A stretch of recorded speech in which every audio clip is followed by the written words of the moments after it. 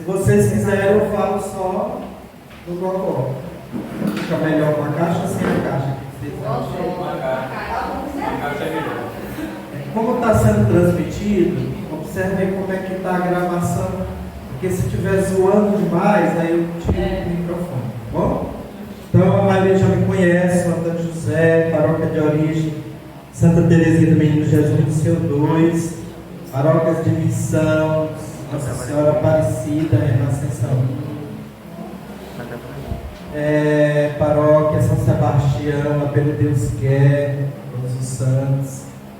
E estou aqui dizendo sim, primeiro a Deus, a esse chamado que o Lindomar fez, para dar início à formação dessa apostila, que eu não sei quem já tem, né? É interessante você que coordena, você que é um agente de promoção humana, ter essa apostila. Quando eu entrei aqui, eu me alegrei muito, porque eu vi que aqui é a sala da promoção humana, né? Aqui foi onde aconteceu há 20 anos atrás os primeiros projetos da renovação, que nem era ainda promoção humana, era a Secretaria Marca. Secretaria Marca, alguns conhecem, né? Aqui, há 20 anos atrás, acontecia a alfabetização de adultos. A dona Divina, lá do Menino Jesus de Braga do Saci, fazia parte do núcleo do César, que era o coordenador na época, e aqui acontecia a alfabetização de adultos na parte da tarde. Senhoras e senhores que não tiveram a oportunidade de estudar quando crianças, quando jovens, foram alfabetizados aqui. Então me deu muita alegria quando eu entrei aqui e vi esse quadro aqui pintado com a imagem de Santa Teresa de Calcutá e um dos pensamentos de vida dela, e ali também à nossa frente a mensagem do Papa Francisco. Se nos exercitarmos para ver com o olhar de Jesus, seremos sempre capazes de conhecer aqueles que precisam de nós. Linda essa frase, né? Se nos exercitarmos para ver com o olhar de Jesus, seremos sempre capazes de reconhecer aqueles que precisam de nós. O tema do ensino de hoje é a unidade na igreja. A unidade na igreja. Essa apostila, ela é composta de vários ensinos. Eu acredito que cada mês vai ser um ensino, né, Lindomar? Cada mês vai ser um ensino. E o ensino de hoje é esse, a unidade na igreja. Quando nós falamos de igreja, nós temos que entender a origem dessa palavra. Essa palavra igreja tem uma origem numa palavra latina, eclésia, que significa assembleia, reunião de pessoas. E aí nós entendemos que a igreja tem uma hierarquia, mas a igreja não é só o padre, a igreja não é só o bispo, a igreja não é só o papa. A igreja somos nós, os fiéis, né? Sem os fiéis, homens, mulheres que não são ordenados, a igreja não estaria de pé. Hoje, se você pegar a primeira leitura do Atos dos Apóstolos, que está lá no capítulo 6, é a escolha dos diáconos, porque os apóstolos não estavam dando conta do trabalho na evangelização, né? Eram as viúvas que precisavam de assistência, os órfãos, a comunidade que crescia cada dia. E os apóstolos não iam ter tempo de pregar a palavra, dedicar a oração e ficar cuidando dos projetos sociais. Ali já iniciou os projetos sociais. Então, o que eles fizeram? Eles reuniram a comunidade, oraram e discerniram 7 homens cheios do Espírito Santo. A partir daí, começou a diaconia na igreja.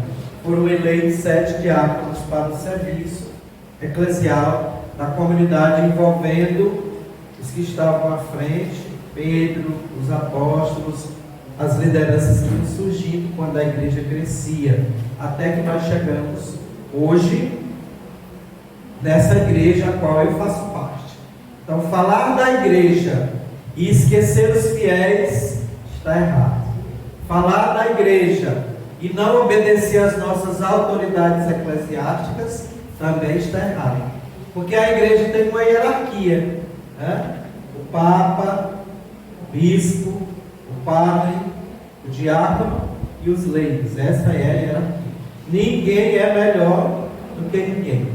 Claro que o chefe da igreja é o Papa Francisco, o substituto de Pedro. E aí nós devemos obedecer os nossos orientadores espirituais. Quando nós falamos da unidade, nós não estamos falando da uniformidade. Ou seja, a unidade da igreja se resume e se realiza, se concretiza principalmente nos sacramentos dos sacramentos. E o maior sacramento da unidade, nós já sabemos qual é, né? A Eucaristia. Por quê? Porque na igreja tem vários grupos, vários pastorais, vários movimentos. Mas numa diocese, numa paróquia, numa comunidade eclesial, todos rezam a missa do mesmo jeito. Então, a unidade na igreja acontece principalmente na hora da Santa Missa. Eu quero que você abra a palavra de Deus na carta aos Efésios, capítulo 4, e vai falar justamente da unidade na igreja. Efésios, capítulo 4, a partir do versículo 1. Efésios, capítulo 4, unidade na igreja. Eu vou iniciar no versículo 1, depois eu quero pedir a vocês que vá comigo lá para o versículo 7, certo? Amém ou misericórdia? Amém. Amém. Quem por algum motivo não está podendo ler a palavra, porque esqueceu o óculos, porque fez uma cirurgia esses dias, anota, leia em casa, para reler depois e orar com essa palavra. Diz assim: exorto-vos, pois, prisioneiro que sou, pela causa do nosso Senhor Jesus Cristo, que leveis uma vida digna da vocação a qual foste chamado, com toda a humildade e a amabilidade, com grandeza de alma, suportando-vos mutuamente com caridade. Versículo 3: sede solícitos em conservar a unidade do Espírito no vínculo da paz. Versículo 7: a cada um de nós foi dado a graça segundo a medida do dom de Cristo, pelo que diz: quando subiu ao alto, levou muitos cativos, como multidões os homens. Ora, que quer dizer, ele subiu ao céu, senão antes havia descido? Aquele que desceu é também o que subiu acima de todos no céu, para encher todas as coisas. A uns ele constituiu apóstolos, a outros profetas, a outros evangelistas, a outros pastores, doutores. Versículo 12, todo mundo. Para que ele constituiu profeta, evangelistas, pastores e doutores? Digamos juntos: para o aperfeiçoamento dos cristãos e para o desempenho da tarefa que visa a construção do corpo de Cristo. Palavra do Senhor. O corpo de Cristo é o que, irmãos? Aí, a igreja. São Paulo vai fazer uma catequese bem detalhada lá em 1 Coríntios, na carta 1 Coríntios, lá no capítulo 12, que a igreja é o corpo. Quem é a cabeça da igreja? Cristo. E o que é que nós somos? Membros. Ele até compara, né? que a orelha tem a sua importância, o ouvido, né? Mas ela não é mais importante do que o olho. O olho não é mais importante do que a boca. A boca não é mais importante do que a mão. E assim vai. Por quê? Cada membro do nosso corpo tem uma função. E na igreja, cada pessoa tem uma função. E o bom é saber que na igreja de Jesus Cristo, a qual nós participamos, católica, apostólica, romana, tem lugar para todos nós. Não tem essa história de dizer, eu não vou participar com esse povo da igreja porque eu não sei cantar bem, eu não sei pregar bem. As pessoas não colocam desculpas. Na igreja tem lugar para todo mundo. Você não tem dom de cantar, você pode ter dom de ensinar. Você não tem dom de ensinar, você pode ter dom de ornamentar. Se você não tem dom de ornamentar, você pode ter dom de interceder, de acolher, de ajudar na recepção, de ajudar na pastoral do dízimo, de visitar os doentes. Então, trabalho na igreja é só o que tem. Sempre faltou e vai faltar operários, porque os cristãos sempre colocam desculpas para não servir a Deus. Então é importante saber disso, que nós precisamos conservar o vínculo da unidade. E é importante saber ou relembrar que a igreja que nós participamos não é a igreja católica brasileira, não é a igreja católica ortodoxa, mas é a igreja católica apostólica romana. Por quê? Porque às vezes as pessoas que não têm uma caminhada, uma profundidade na igreja católica apostólica romana, confundem com outras igrejas. A igreja católica apostólica brasileira iniciou a sua sede em Timon com o padre Beleca, que morreu no tempo da pandemia. E aí as pessoas que não conhecem são confundidas, porque o sacramento é do mesmo jeito, as cores litúrgicas do mesmo jeito, o ritual da missa, do batismo, do casamento do mesmo jeito. Porém, essa igreja não está ligada à igreja de Roma com o Papa Francisco. A igreja católica ortodoxa também não está ligada ao Papa Francisco. E aí o que acontece? As pessoas que participam de sacramento, por exemplo, o batismo, a Eucaristia, matrimônio e outros sacramentos na Igreja Católica Apostólica, a Igreja Católica Brasileira e na Igreja Católica, que eu disse agora, qual foi a outra? Ortodoxa. Os sacramentos realizados lá não têm valor para a Igreja Católica Apostólica Romana. Por que é importante a gente dizer isso? Porque a gente sempre encontra alguém que não sabe. E a gente precisa estar orientado. Porque na cabeça das pessoas, o pensamento, o povo da renovação sabe de tudo. Muita gente pensa assim. Aí a pessoa vai pedir uma informação das coisas da igreja, às vezes da paróquia, né? E você não sabe. Aí é vergonhoso. Então você precisa estar orientado, saber quais são os grupos que tem na sua paróquia, saber qual é o dia que tem reunião do batismo, o dia que tem batizado. Já começou a formação para o casamento comunitário? As pessoas vão te perguntar. Porque às vezes a gente participa da renovação e fica ligado só no grupo de oração. E isso não está correto. Eu não estou dizendo que você tem que participar de vários grupos dentro da paróquia. Basta um. Se você tiver tempo, participe de dois. Porque isso não agrada a Deus. Você dizer, eu participo da renovação, eu participo dos ministros, eu participo da pastoral, da liturgia, eu participo do dízimo. Você está no ativismo. Você está se enganando. É muito melhor participar de um grupo ou dois no máximo, servir a Deus bem, do que estar dizendo que participa de um monte de grupo e não tem tempo nem para rezar, nem cuidar da família, né? Então é importante você estar inserido na sua paróquia. Qual é o horário de missa? Quando alguém te perguntar, eu nem sei, você tem que saber. Você não quer viver a unidade na igreja? Qual é o dia que tem sacramento da penitência? Qual é o dia que o padre confessa? Você tem que saber. Já começou a catequese? Isso é unidade, gente. Para que você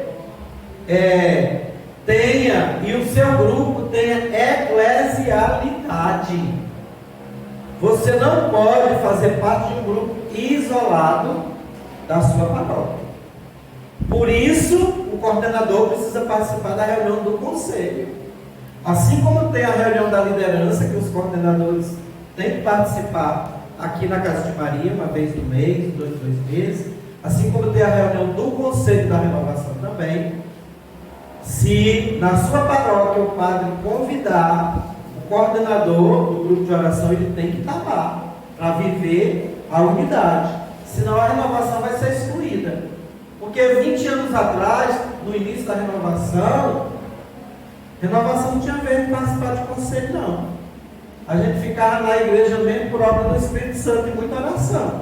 Porque o que o povo queria fazer era mandar o povo da renovação ir para outro lugar. Né? Não era assim, não? Quem tem mais de 20 anos sabe disso, a luta que era. E a gente foi conquistando essa eclesialidade pelo testemunho e pela oração. Muitas vezes incluímos muito sapo, muita perseguição. Tá? 20 anos atrás, quando eu coordenei a renovação aqui, o padre, que era o pároco aqui da paróquia, foi 4 anos ele querendo tomar a Casa de Maria para a paróquia. Ele trabalhando às escondidas, feito demônio. Tinha reunião da forania dos padres, ele botava uma lista de baixa assinada para tirar a renovação daqui. E foram 4 anos de luta. Mas toda vez que a paróquia precisava da Casa de Maria para realizar um evento, a gente estava sempre de braços abertos. Porque eu entendia que eu não posso ficar brigando com os padres. E você que é coordenador, que participa da renovação, da promoção humana, que coordena a promoção humana, você precisa saber disso. A renovação carismática nunca nos orientou a bater de frente com o padre, mas a assumir a nossa eclesialidade na humildade, principalmente da oração. Até aqui está entendido? Então vamos continuar. A unidade, eu disse que não era uniformidade. Olha para a tua mão, estica aí os dedos. Tem algum dedo idêntico ao outro? Nenhum. Você que é pai, mãe, olhando para a sua família, os seus filhos são iguais uns aos outros? Não, mas os seus filhos precisam viver a unidade da família, sim ou não? Sim. Na igreja é assim também. Quando nós participamos da missa, eu falei que é o sacramento da unidade e o sacramento dos sacramentos. Todos os grupos da paróquia se reúnem para rezar, sim ou não? Sim. Ou você participa só da missa de cura e libertação da sua paróquia? Às vezes não entende, né? Então, é preciso entender isso. A unidade, ou seja, eu me sinto na igreja Renovação Carismática Católica. E eu não preciso ser da liturgia do dízimo para assumir a minha eclesialidade. Claro que no decorrer da minha caminhada eu já participei da catequese, já participei da liturgia, já fui ministro, mas quando quiser me ordenar como padre, eu digo, opa, minha missão termina aqui. Eu tinha direito a 4 anos a ser ministro, mas fiquei só 2 e entreguei a carteira. Na época do Padre Oswaldo, as irmãs que são aí da paróquia Santa Teresinha, que eu não sei se vocês participaram, né? Morreu um assistido, chama o Antônio José para fazer a celebração de como presente, que ele que sabe, né? Eu tinha que assumir os ministros e os assistidos da minha comunidade, que a paróquia tem várias comunidades, né? Mas o Antônio José era que sabia, né? Aí quando surgiu o comentário que o Antônio José celebrava melhor do que o padre, ele falou, opa, está na hora de pegar a minha carteira, está aqui, padre. Vou levar Jesus só na palavra. A gente precisa entender que nós não somos piores nem melhores do que o padre, mas cada um na sua missão. Cada um no seu quadrado. E isso é entender a unidade. E eu não posso dizer também que o meu grupo é melhor do que os outros grupos da paróquia. Eu estou procurando peça dos outros. Vai dar confusão. Claro que a gente tem que trabalhar para que seja o melhor mesmo. Mas a gente precisa entender a unidade na uniformidade. Cada um vai participar do grupo que se sente vontade, chamado. Tem gente que faz seminário de vida na renovação não sei quantas vezes. mas não tem o chamado de ser pregador, nem ser intercessor, nem de cura. Gosta de estar lá no louvor toda semana. E você não pode obrigar ninguém a assumir o ministério. Talvez o chamado dela é para catequese, para liturgia, Legião de Maria, apóstola da oração, mas é importante a gente estar rezando junto. E isso é uniformidade. Eu não posso querer também que todo mundo reze do jeito que eu rezo, porque eu gosto da oração da renovação. Eu tenho que aprender a rezar com a igreja. E cada vez que eu vou pregar no texto dos homens, eu rezo como eles rezam. Cada vez que eu vou pregar para os ministros, eu rezo como ele reza. Claro que se tem carisma e gosta da oração em língua, a gente aproveita as brechinhas, né? Se o padre também é aberto, é outra realidade. Mas eu não vou procurar conversa com o padre que não gosta da renovação e nem vou espalhar, mexer em caixa de marimbondo num grupo que vai dar confusão. Então tudo tem que ter um discernimento. A palavra de Deus diz que na igreja existe evangelistas, pastores, doutores. Foi isso que a palavra diz? Mas todos esses estão a serviço da igreja. Me cite aí um santo ou uma santa considerada doutor da igreja. Para lá, doutor da igreja. Santo Agostinho, muito bem. Quem estuda filosofia nas faculdades, ou curso de teologia, ou evangélica ou católica, tem que estudar a vida de Santo Agostinho. Outro santo ou santa, doutora da igreja, Santa Teresa d'Ávila, Santa Teresinha do Menino Jesus, né? Quem são os evangelistas na igreja? Somos nós, os leigos. Quem são os pastores da igreja? O bispo, o diácono, o papa, os padres, os coordenadores de grupo de oração, pastorais, movimentos e serviços. Então nós precisamos entender essa palavra, porque todos nós temos que estar a serviço da igreja. A renovação carismática católica não está a serviço só da renovação carismática, ela está a serviço da igreja, ela está inserida na igreja. O Ministério de Promoção Humana, ele não tem que trabalhar só para o Ministério de Promoção Humana e para o grupo de oração. Ele tem que trabalhar para quem? Ele tem que trabalhar para a igreja. E igreja, eu disse no início que a palavra vem da origem latina, que significa o quê? Eclésia. E eclésia significa o quê? Assembleia, reunião de pessoas. Importante saber também que, como Igreja Católica Apostólica Romana, nós vivemos três estados da igreja. Nós entendemos que nós somos a igreja militante, estamos caminhando aqui, né? Como povo de Deus nessa terra, até o dia que o Senhor nos chamar. Os irmãos que morreram em estado de pecado não mortal, porque quem morre em estado de pecado mortal não vai para o purgatório, vai para o inferno. Então, os que morreram em estado de pecado, que não foram mortal, a igreja chama de igreja padecente. São as almas do purgatório, e o caminho delas é ir para o céu. E aqueles que já estão na glória com o nosso Senhor Jesus Cristo, os anjos e os santos, os considerados bem-aventurados, estão na igreja triunfante. Diga comigo bem forte para você não esquecer mais os três estados da igreja: igreja militante, igreja padecente e a igreja triunfante. E quando nós rezamos o credo, não sei se vocês percebem que vocês rezam, mas nós dizemos que nós cremos na comunhão dos santos. Está lembrado que a gente reza isso? E a comunhão dos santos se resume no sacramento da Santa Missa. Então, quando nós estamos na Santa Missa, a igreja triunfante e a igreja padecente está lá também, unida à igreja militante. E é por isso que tem santos místicos na igreja católica que escrevem as experiências que tiveram. Na hora da Eucaristia, está lá os santos, os anjos e as pessoas que conviveram conosco, que estão na glória. Por isso que Santa Faustina diz no seu diário que na hora do ofertório, quem se coloca ali diante do altar para receber as nossas intenções? O menino Jesus. E na hora da comunhão eucarística, quem se dá? Jesus misericordioso. Isso é comunhão dos santos.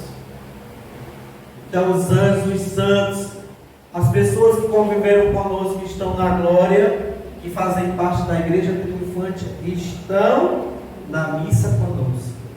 E aí se resume aquilo que nós professamos no credo: creio na comunhão dos santos. Essa comunhão dos santos não é só falar de São Francisco, Santa Teresinha, São João da Cruz, não. É todo o céu, anjos, santos, santas e pessoas que conviveram conosco, que estão na glória. Vamos continuando, irmãos, amém? Amém. Qualquer dúvida a gente pergunta no final, tá bom? O nascimento da igreja. Quando foi que a igreja de Cristo nasceu, irmãos?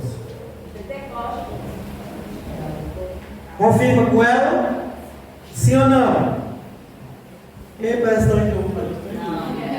A igreja de Cristo nasceu na Santa Ceia. Lá foi a primeira missa rezada.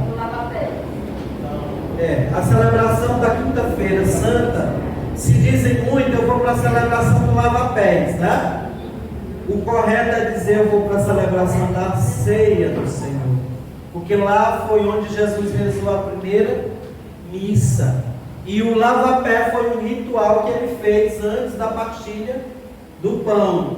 A igreja de Jesus também nasce no Calvário, porque o sangue e a água que jorrou do peito de Jesus, o sangue significa o sacramento da Eucaristia, e a água é o sacramento do batismo.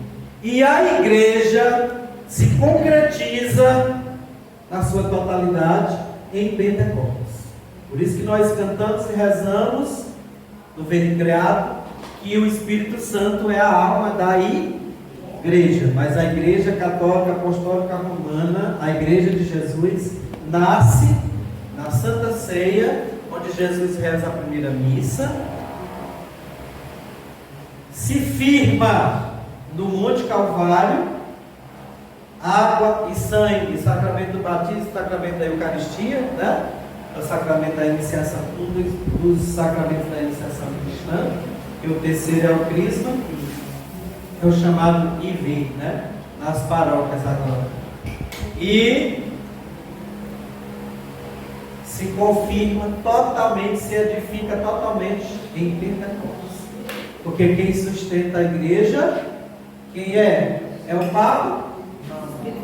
É o Espírito Santo, na pessoa do Papa. Pessoa do Papa. A igreja é una. A única igreja que é una na face da terra é a igreja católica apostólica romana.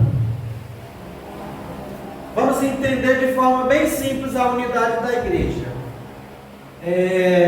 Quem já passou da missa hoje? Alguém aqui? Mas vai ter missa aqui, né? Eu já participei da missa lá no São João, porque eu estava na primeira Eucaristia do meu afilhado. E aí eu entreguei para o Senhor. Senhor, eu disse sim para o irmão, nem estava lembrado da primeira Eucaristia do afilhado. Aí quando foi nessa semana, me lembraram, né? Aí eu disse, eu vou. E fiquei entregando. E quando eu cheguei, ainda estava na oração, né? Então o Senhor cuida de tudo, cuida de cada momento. Se você é chamado para a missão, Ele vai cuidando do tempo. A missa começou às 7h30, terminou 9 horas. Eu cheguei aqui antes de 9h30. E aí o intervalo, a hora da formação, que liberaram ali depois da oração, foi 9h30. Então Deus vai cuidando de tudo, né? E a gente precisa confiar, porque Ele é o Senhor do tempo, Ele é o Senhor de todas as coisas. Então, a unidade. Por exemplo, o evangelho de hoje, que é proclamado na igreja, é João 14, versículo de 1 a 8. onde Jesus começa dizendo: não se perturbe o vosso coração. E lá no versículo 7 ele vai dizer: em todos os países que tem a igreja católica. Isso é unidade. Isso só acontece dentro da Igreja Católica Apostólica Romana. A chamada liturgia da igreja. O ano litúrgico só tem na Igreja Católica Apostólica Romana do mundo inteiro, que é ligada à Papa. Tempo quaresmal é a igreja do mundo inteiro. Tempo pascal, do mundo inteiro, e assim por diante. E as outras igrejas, que talvez você conheça, bem perto da sua casa, não tem essa unidade. Você for para um culto protestante, você for de manhã é o evangelho na igreja, em outra igreja é outro evangelho. Se for para a escola bíblica, lá é um tema numa igreja, em outra igreja é outro tema, não tem essa unidade. É a mesma igreja que acontece, né? Então essa unidade é só dentro da Igreja Católica Apostólica Romana. Por isso que ela é una. É católica, apostólica, romana. A palavra católica significa universal. E a única igreja que é universal mesmo na sua totalidade é a Igreja Católica. Não é a Igreja Grande Macia, é a católica. Católica significa universal, ou seja, no mundo inteiro. Romana, porque a sede é em Roma, está ligada ao Papa. Apostólica, porque vive aquilo que os apóstolos viveram, anunciaram, pregaram, a doutrina dos apóstolos. Por isso que é católica, apostólica, romana. É una, porque o sacramento do batismo que é ministrado aqui no Brasil é o mesmo ministrado lá nos Estados Unidos. O sacramento da ordem para os ministros ordenados, os padres, é o mesmo em qualquer lugar onde tem a igreja. A unidade da igreja, da oração. A Santa Missa que é rezada no Brasil é a mesma que é rezada na África. Embora tenham rituais mais animados, né? Porque quem participou de uma missa africana, eles dançam do início ao fim. Batendo palma, levantando os braços, e todo mundo na sua alegria. Mas se você vai participar da missa na Europa, lá ninguém bate palma, nem levanta o braço. E a título de informação, no mês de outubro, quando eu conversava com o padre Jean, que hoje ele assume paróquia lá em Roma, ele estava dizendo na missa que uma missa lá em Roma não passa de 20 minutos. Porque se passar de 20 minutos, as pessoas já ficam olhando no relógio e saem antes da missa terminar. Então a missa em 20 minutos não tem canto. A missa em 20 minutos não tem uma homilia de 15, 30 minutos, como às vezes tem nas nossas. É tudo muito corrido só para cumprir o ritual. Mas essa cultura é a cultura da Europa. Graças a Deus aqui no Brasil, e principalmente com a renovação carismática, nós temos a graça de cantar na missa, batendo palma, levantando os braços, não é não? Mas tem gente que está engessado na renovação. Fica naquela piedade falsa, né? Minha gente, se o padre permite cantar, orar em língua, usar os carismas, para que nós vamos trazer uma cultura europeia para cá? A igreja da Europa está fechando. Basílicas, igrejas riquíssimas se transformando em boates e restaurantes, porque a fé do povo está se acabando. Então nós temos que celebrar com alegria, não é engessado não, é com alegria. E aí nós vamos em frente, porque eu disse que a igreja católica é una. E quem é o chefe da igreja católica? O Papa Francisco. E quais são os elementos para a unidade?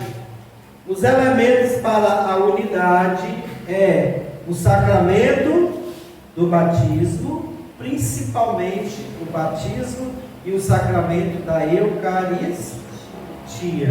O vínculo da unidade dentro da Igreja Católica Apostólica Romana é a caridade. O vínculo da unidade dentro da igreja é a caridade.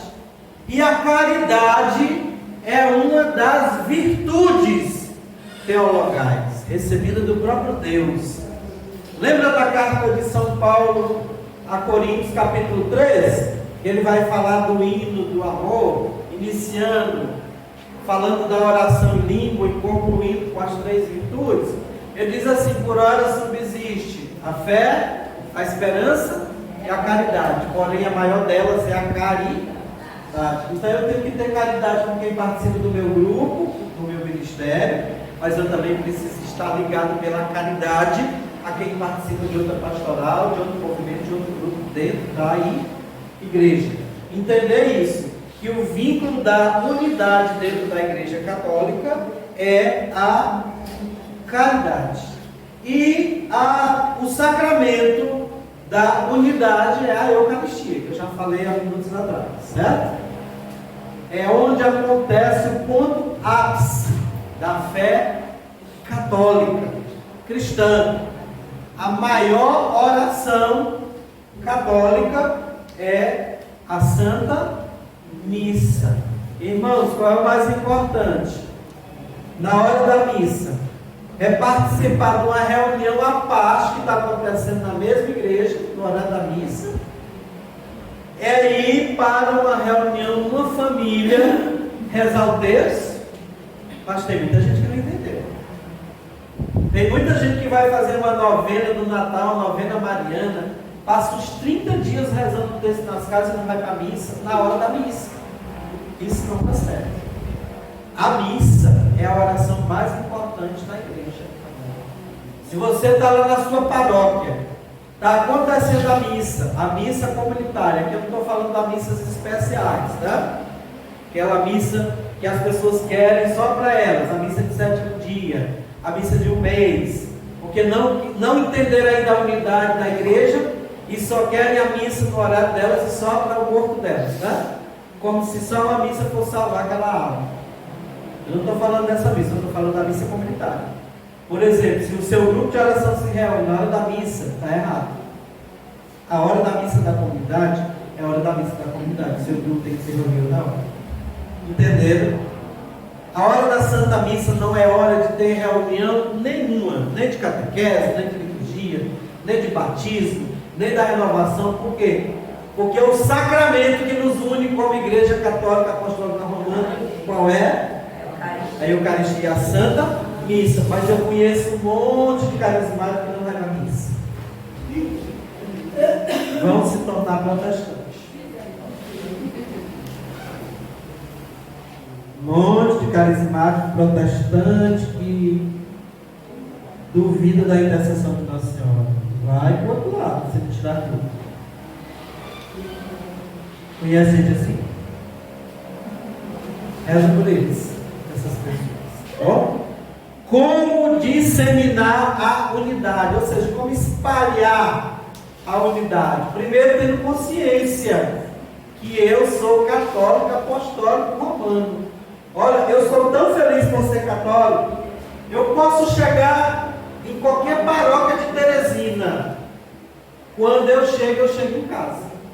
Eu me sinto em casa. Não, porque tu é conhecido na renovação de Teresina inteira. Também. Mas porque eu amo ser católico. E quanto mais eu conheço a palavra de Deus, mais eu agradeço a Deus por ser católico. Mais eu amo a igreja católica. E é importante você saber disso. Eu quero viver o vínculo da unidade, que é a caridade. Eu quero espalhar a unidade, porque eu tenho que dar testemunho de católico, onde quer que você chegar. Trabalha no ambiente protestante. Se tiver uma brechinha para chamar as pessoas para rezar, vamos rezar. Vamos preparar aqui o café da manhã na sexta-feira. Vamos chamar aqui todo mundo para meditar o Evangelho, para fazer um momento de oração. É importante. O ambiente é diferente.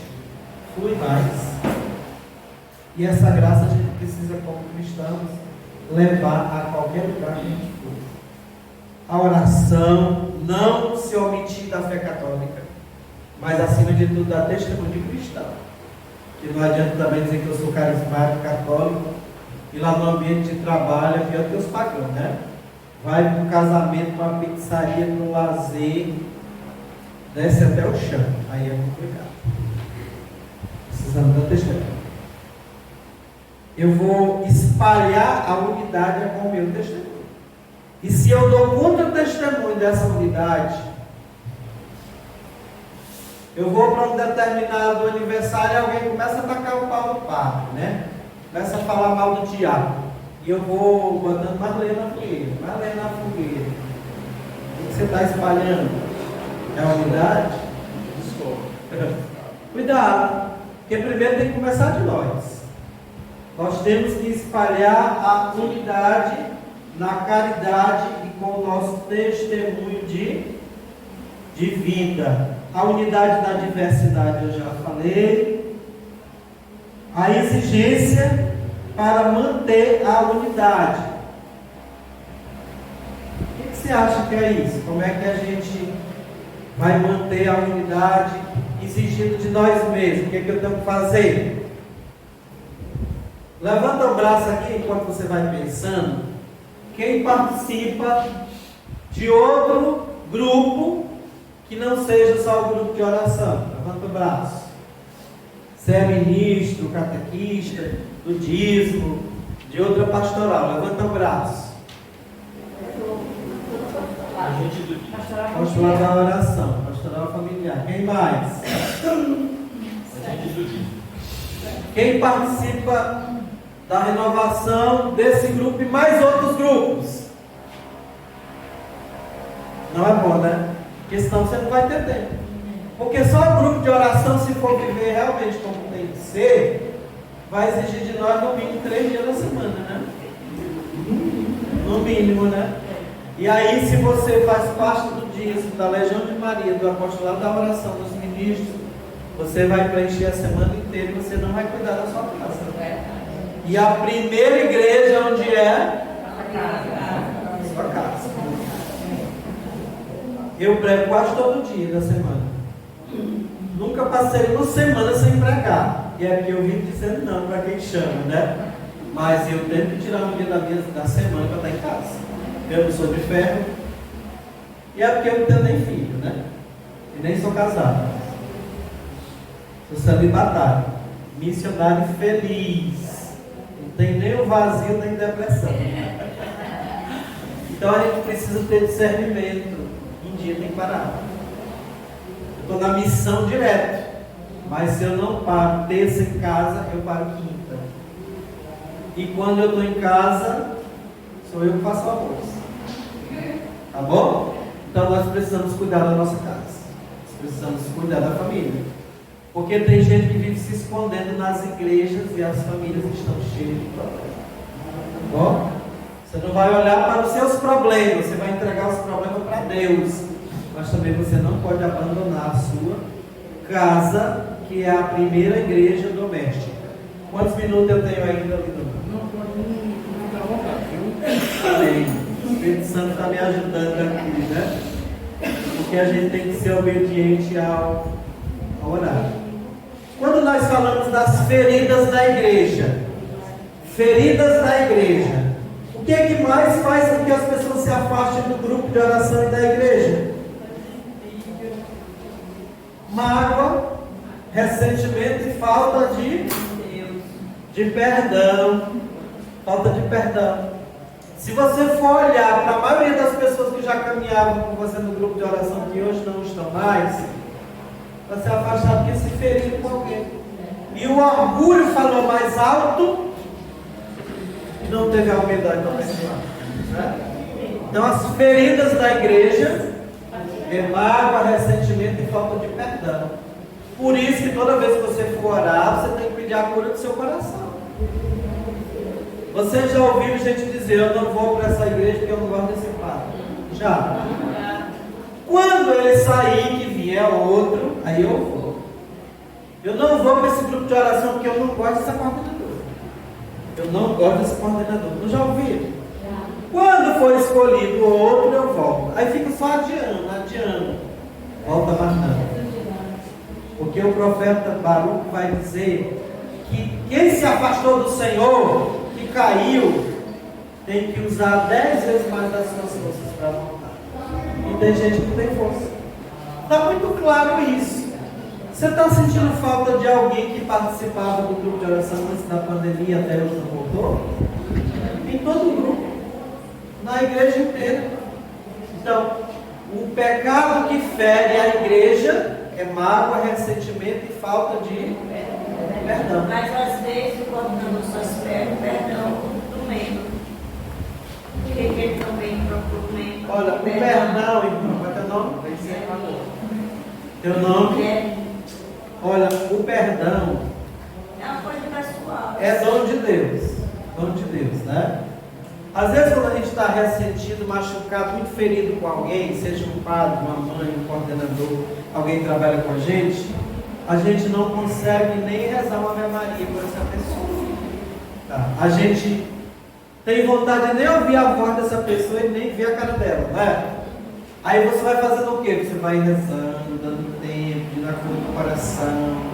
Aí aqui eu não estou dizendo que é um mês de oração, não estou dizendo aqui que é um ano, Deus é que sabe. Quando você já conseguir rezar por essa pessoa, você já deu um dos passos para o perdão. Quando você estiver livre, aí você se aproxima dessa pessoa, que o tempo é de Deus e seu, né? Para pedir perdão, por reconhecer que você pecou. Quero terminar falando do perdão aqui, porque o tempo encerrou. Há uns anos atrás eu estava muito ferido na minha caminhada.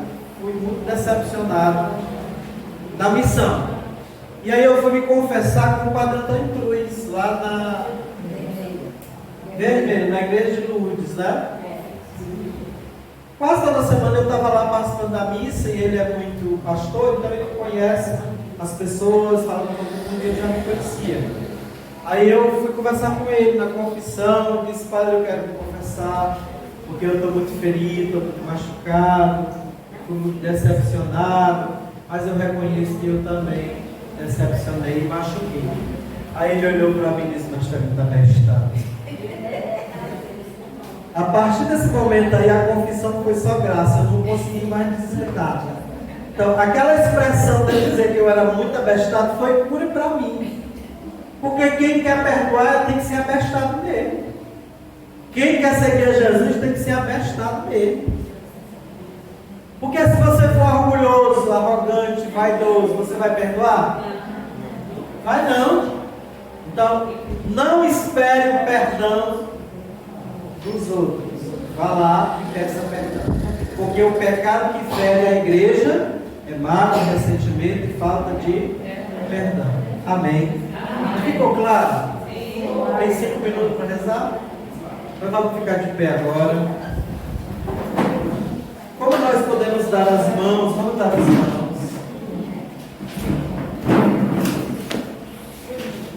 Hoje nós encontramos muitas discórdias em todos os ambientes, né? Na escola, pode fechar aqui. Violência na escola, violência no trabalho, violência no trânsito, violência dentro de casa. E nós precisamos orar pela unidade. Nós vamos começar esse pequeno momento de oração para concluir rezando a oração pela paz. É tanta mentira na internet, é tanta confusão nas escolas incentivada pela internet, tanta violência nas escolas, nas creches, tanta gente desequilibrada, matando todo mundo.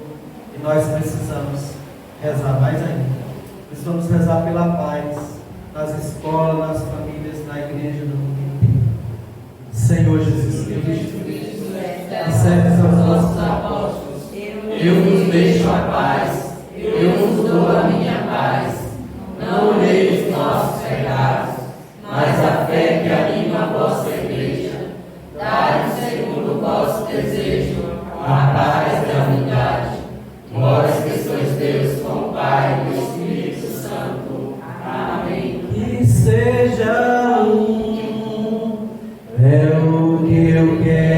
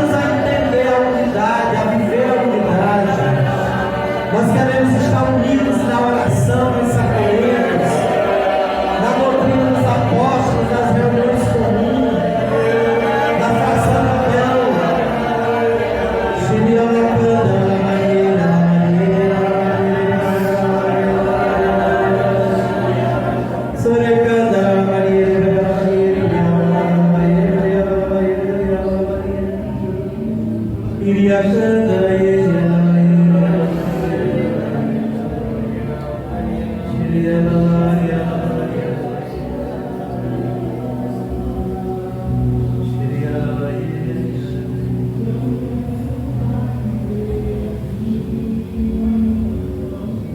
imagem que o Senhor me dá, ele me recorda o sacramento da ordenação.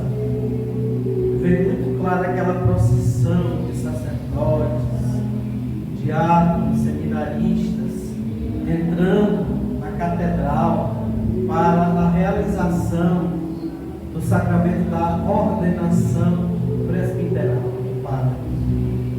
E o Senhor me faz entender, e quer que eu diga para vocês também, que esse momento é sublime, porque é o sacerdote que traz o pão descido do céu para nós, e é a Eucaristia, a Santa Missa, que nos une como igreja.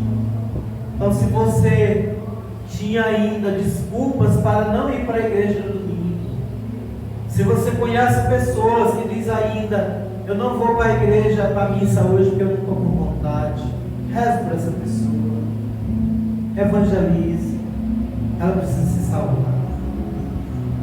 Vamos louvar a Deus por esse momento, por essa manhã. Assim.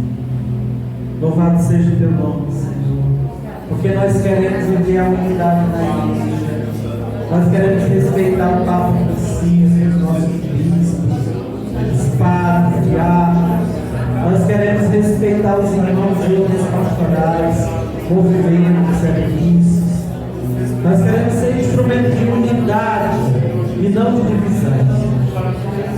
Bendito seja por esse dia, esse momento, essa manhã, que o Senhor fez para nós.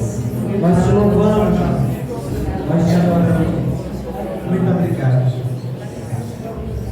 Quando a igreja se levanta para exaltar o nome do Senhor Jesus, o céu e a terra em harmonia irão cantar o nome do Senhor Jesus.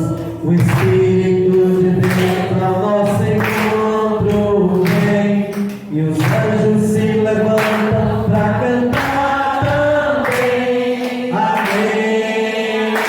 Glória ao nosso Deus, Santo é nosso Deus. Aleluia. Amém. Glória ao nosso Deus, Santo é nosso Deus. Aleluia.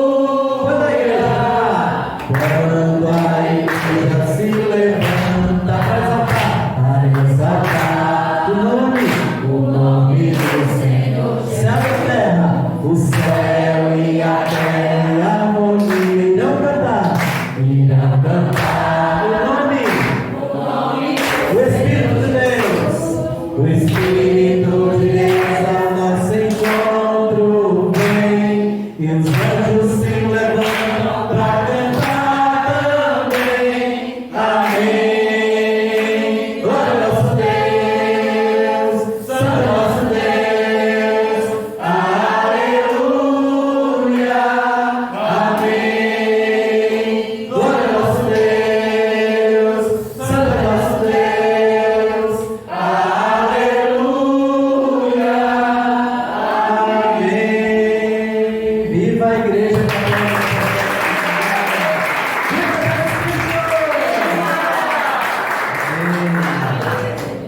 Obrigado pelo convite. Conto com a oração de vocês. Lembrando de mim, rezar